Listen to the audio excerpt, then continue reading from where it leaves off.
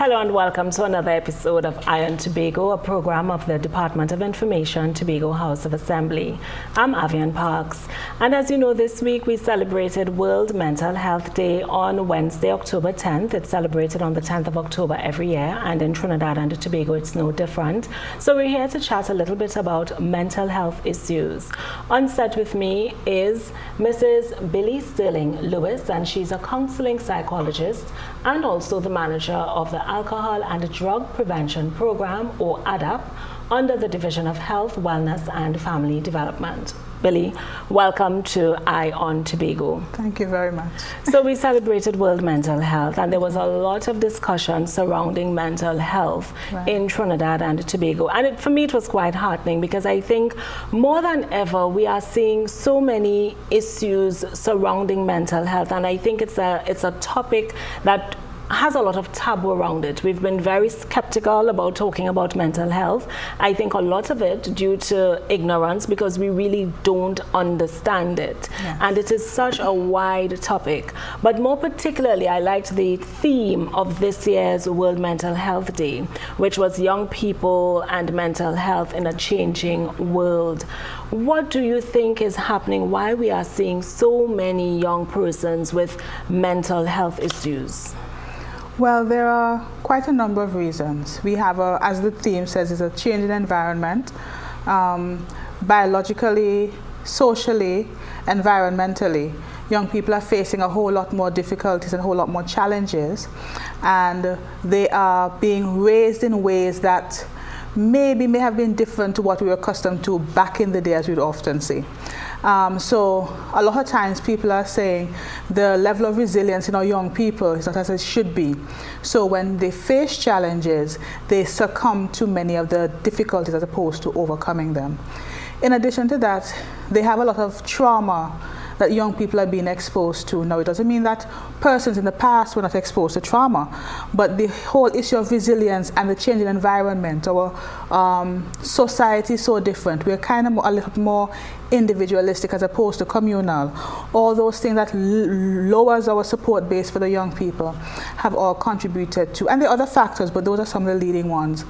The other thing I want to add finally with that is that a lot more persons are coming forward. As persons have moved away from religion and gone more into the secular way of looking at life and looking at health and ill health, we have persons now being diagnosed a lot more than we had before with mental illness. So when you say a lot of people are coming forward, is it that they are acknowledging that they are suffering with mental health challenges? That's yes. What you mean? We have a lot more of that happening now. There's still a lot more that needs to happen. But persons are now having more confidence in the psychiatric work and the psychological work and are coming forth saying, I'm experiencing this, and are open to more psychiatric and psychological diagnosis. As opposed to hiding it and suffering as opposed to hiding in silence. It, yes. Now you mentioned an important word, resiliency, and I'm thinking to myself, is it that in our parenting skills we probably need to learn more about instilling coping mechanisms in our children, and where do we start where that is concerned? That starts very early, and yes, we have to do a lot more in building resilient children and resilient young people. One of the challenges that we have is that young people, many young people, of course not all, don't have the skills to cope with difficulties, whether because we shield them too much, even basic things as consequences. So we try to shield them from hard life, as we say, and many times we have the term, well, I don't want my children to go through what I went through. But many times we are robbing them of the skills that they need, that we had to cope. So building really good self-esteem, helping to have a proper support, a strong, solid support around them. These are the sort of things that help to build resilience, that they will be able to face challenges and say, yes, I can come through it. Or yes, even if I can't come through it, I have somebody who can help me come through it. Now, you know, that line is a popular line, that I don't want them to go through what I went through. And it always comes up in discussions. And I mean, you know, I suppose the poor parents, I'm not a parent myself, but I could understand a parent saying that for love of the child, but not realizing it's really to the child's detriment, because we know life is difficult. Yes. Life is hard. I mean, some persons, I suppose, will have different levels of challenges, but at some point in time in our lives, we will encounter challenges. So I suppose the protecting of the child is really robbing them of that opportunity to deal with challenges when they arise. Right. Or the overprotection. So we sort of sometimes make them feel as if life is always supposed to go well. And so whenever difficulties come, we don't talk to them about it and say, this is just a hard time, we're going to get through it. Or you fail the exam. Doesn't mean you're going to fail the class. Well, we get back up and work on it. What did you learn? What can we do differently to pass? So we always try to shield them from difficulties, from consequences of their own behavior, and sometimes that robs them of the ability to develop that resilience that they need to make it as young people. And consequences, and I want to touch on that because I think that is something we're really failing to do in present day society. You're seeing it acting out in children, and of course children eventually become adults, and you're seeing it acting out in the workplaces and so on. Persons just don't realize that your behavior has consequences. How could we start treating with that from an early age? I suppose maybe in the context of discipline. Definitely, and it has to start again very, very early. And I'm not talking about 5 or 4. It has to start from the time they're able to connect with you. From 1.5, 2 years old, they're able to understand that certain things or behaviors have consequences. So for example, if you have a toddler who is disregarding your request, so maybe come out of the sand pit because it's time to go. You may want to have a natural consequence for that, or one that matches it properly. I'm not going to say what it is now. No beating is not everything. But we want to have them understand early. One of the things we get caught up with, and I'm a parent of young children, and it's the hardest thing to do. One of the things we get caught up with is crying. So as soon as a child shows some sort of distress, we think it's distress, whether they cry because they're unhappy because of what you've said or what you've asked them to do or what you've taken from them, we say, oh my, your heart starts to melt and you want to give them back or allow them to continue with the behavior you're trying to discourage them from. But there has to be consistency in how you approach it, so they understand all of their actions have consequences, both positive actions and negative actions. And so you have to teach them. So as they get older, they understand if you want positive consequences, then you work on positive actions. But it has to start very early. You know, I was looking at some of the stuff released from the ministry, and the statistics really alarmed me, and I'll just read out a few. 50% of mental health disorders appear by the age of 14. 75% appear by the age of 24, and I'll just stop there for now. Now, I understand that this may be global statistics and not necessarily pertaining to Trinidad and Tobago specifically.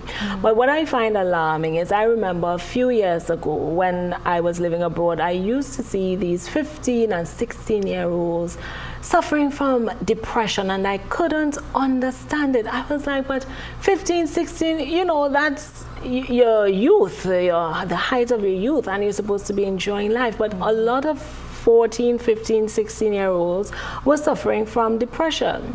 Now, that has actually come closer to home, because we are seeing now that we are seriously struggling with more and more young persons suffering with issues of depression. Yes. What is happening there? Oh boy, I don't think there's one answer that could fix that. But definitely some of the things I mentioned about changing environment. And I want to say this, a lot of times our older persons tend to say, kind of like what you just said, oh, but you're young, what you have to worry about? And they kind of dismiss things as, well, they're just being a teenager, just being miserable, as we would say here. But the reality is, first of all, adolescents normally, or teenage years, is filled with a lot of psychological, sociological, social, biological changes. So that's already a time of turmoil. Now, when you add to that what is happening in their lives, their family, their environment, look at somebody, a young person who's coming from a broken home, and we take broken homes for granted because most of us came from broken homes. Most of us didn't have a daddy, but look at us now. But we had a different support base and resilience in terms of skill. But a lot of them are coming from families that are broken down. A lot of them don't get to develop proper self-esteem. They go into school systems where they're failing because many times the school system is not, and I can't use the word accommodating loosely, but they don't fit in properly. Not that they're not academically inclined, because we like to run to that statement, but many times their needs are not being met in the academic setting, and so they're failing, and then that lowers their self-esteem a little bit more.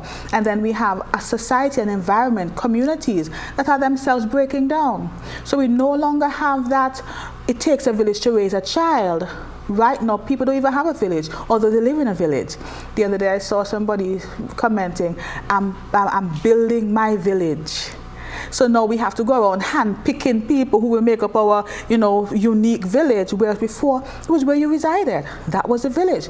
Everybody looked out. So all these things are breaking down and changing in a rapid way, and then the young person is left many times spinning out of control, not knowing how to get help. And are there different signs of depression? Because I'm thinking, you spoke about they going to the school system, and I'm thinking automatically about the violence that we're seeing being acted out in the school system. Yes. And I'm saying, but are we really equipped to detect that in our schools? I mean, a teacher, they have enough to deal with in terms of yes. teaching in front of the classroom, Curriculum. marking papers, to now have to pick up or detect whether this child has, serious psychological issues or whatever is the case. Yes. But what are some of the telltale signs of depression? Could violence be one? Some of the fights we are seeing, is it that persons might be depressed inside and they're acting out, or signs of depression, most times withdrawal from society? Well, that also is very unique to the individual. So studies have shown that boys tend to act out more and girls tend to withdraw. But generally, a child who is depressed would tend to operate in a way that's kind of uncharacteristic to them. So they may become very withdrawn, they may be very sad, they may cry a lot, their language begins to change, speaking things of just the general talk is more of hopelessness and helplessness and nobody loves me and I have no place in this world. Of course you're going to use your own little language to say that, but you're going to get that. And sometimes you see them, especially in the school setting, you find them struggling with grades. Maybe they may be a good student and they start to decline, or they just, although they should be moving up, there's no movement. They just kind of plateau off after a while. And those are some of the signs. You may also see them self-harming. That's a big one, which is a condition in of itself, but it's also one of the symptoms of depression sometimes, where they begin to self-harm, not only cutting and burning, but they may do little things and have particular behaviors that leads towards a sort of self-destructiveness in their behavior. So there are lots of signs, and each individual will present with unique signs, but generally this pervasive sadness and hopelessness and feelings of worthlessness are there. And I think in our society today, it's something that we really need to acquaint ourselves with. I mean, we are seeing the incidences of suicides. Yes. In the statistics, it says suicide is the second leading cause of death, 15 to 29-year-olds. For me, that is really, really alarming. Yes. Then we're having the situation where the men are murdering the woman again because they can't cope. Some eventually kill themselves. But the whole increase in suicides that's happening around us, and I think it's really, really disturbing, and I think it's so important for us to understand some of the telltale signs of depression. But correct me if I'm wrong, is it that depression is the one that always leads to suicide? Not necessarily, but it is very highly linked, very much highly linked to suicide. Because you see, when a person has that hopeless, worthless, helpless tendency or thinking, life becomes useless or if not life, they feel that they have no more value to add to life, and why waste space? This is the kind of thing that they would say to you, I'm a waste of space. And that is where many times they may have them coming. For instance, somebody with bipolar disorder, a lot of times the depression is so bad, according to the type, whether 1 or 2, the depression is so bad that when they come out and they have to remember what they've been going through, they may try to attempt suicide. But while it's not always the case, it's very highly linked to suicidality. You said with the bipolar, when they come out, is that coming out of the depressive state? Yes. Is that naturally or through medication? What role? Either way, and it's very important if somebody is bipolar that they have psychiatric help. Medical help and also psychological help, because we don't want to become dependent on just medication, because our social environment really does help a lot in dealing with mental illness, not just bipolar, any mental illness, or support base, dealing with our thoughts. So CBT is a big approach that is used. So somebody who is bipolar or have any other mental disorder that needs to be managed with medication should be really on a regimen and live up to it. Now we hear a lot about the bipolar, but I don't know if we really understand it. Someone who may be suffering from a bipolar disorder may not even know that they're suffering from a bipolar disorder. What are some of the signs that you could probably look for? Well, bipolar is a disorder that speaks to 2 distinct states, where the person goes from being depressed, really sad, to a place of what we call mania. Now you could be hypo or hyper. So hypo meaning that you're not as dangerous, and I'm saying dangerous in quotation marks, in your hyper state as the in the hypo and hyper. So a person who leaves a depressive state may become, one of the things they become in the hypo states, if they're according to the depression type 1 or 2, they could be very creative, a lot of ideas come. So it actually looks really good because they're productive. They start to do a lot more things, they have energy, they're more social. But it's kind of like a madness because there's still no proper balance and control sometimes. But so it seems as if, well, I just got out of my depressive state, I'm functioning well. But then the cycle of it, and there's a time frame that the DSM allows for us, which is a diagnostic statistical manual that is used by psychologists and psychiatrists mostly. Or the ICD, which is used in the medical field. When they come out of the depressive state, they're happy because they're getting things done. On the other extreme of the other bipolar type, the person can be very much the same, but in an extreme way. So they become risk takers. Their behavior becomes very threatening to themselves or others. So they may become hypersexual. They may drive wild. They may use a lot of drugs and alcohol. They may become very, uncharacteristic in a kind of a way, if I can say it like that. So it must be diagnosed by a psychiatrist or clinical psychologist, and there's a clear criteria as to how you get that diagnosis. So it's not easy to just look at a person and tell them, but if you're realizing that imbalance or that switch that's happening over time, you may want to talk to somebody about it. And you're talking about them having these, I suppose, polarities states in behavior. Now, I like to use the phrase functional cases of insanity because you can see it in your immediate setting, whether in work or in church or whatever, but maybe more specifically at work, at the workplace. Right. You may have persons who can do their job really, really well. But then how they would react in certain situations, you find a lot of extreme behaviors and so on. Is functional case of insanity, is that a scientific term? Is it politically correct? It may be. So they have used the term. I wouldn't use the word insanity for mental disorders across the board because you have psychotic and non-psychotic, and so the psychotic will more speak to the insanity. But definitely a lot of people, if not most of the persons, especially non-psychotic disorders, who are living with mental illness function in other spheres of their life. So a person, and the truth is, most people go through some mental disorder or experience it or go through it at some stage in their life because circumstances may cause it, something happening internally can cause it. And so they continue to function, they continue to hold their job, they continue to be a good parent. But you could see the little changes, as you say, they may become aggressive and they may act out, or they may blurt out something inappropriate in a workplace, or the parent at home may become either the same or withdrawn and just can't fulfill their role. But they're still moving on day to day.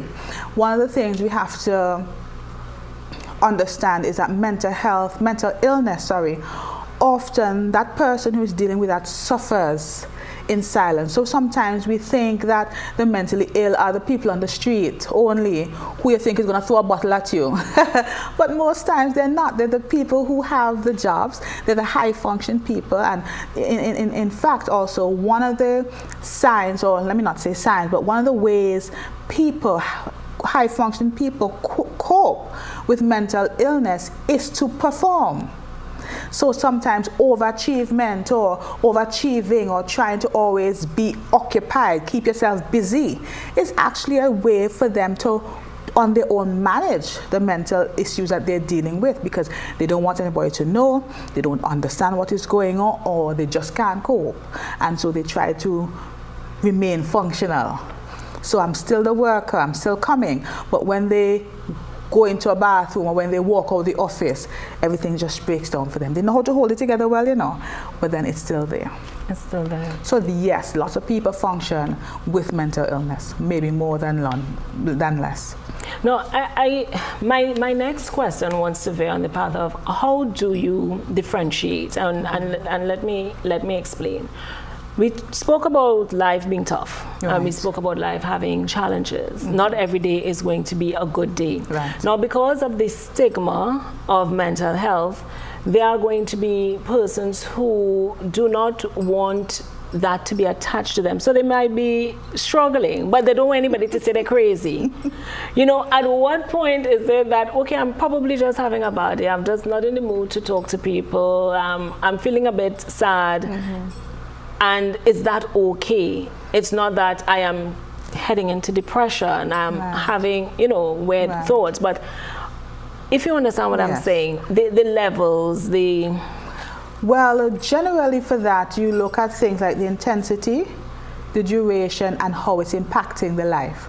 So, and let me say this clearly, there's nothing wrong with any of us having a hard time. As a matter of fact, crisis is not just when a hurricane comes. A lot of people face crisis in their life where they have utilized all their known coping skills, the positive coping skills, and for some unknown reason, this issue is just bigger than them. It doesn't mean that they're mentally ill, it doesn't mean that they're crazy, it means that this one is just bigger. And that is where it's okay to go and get help.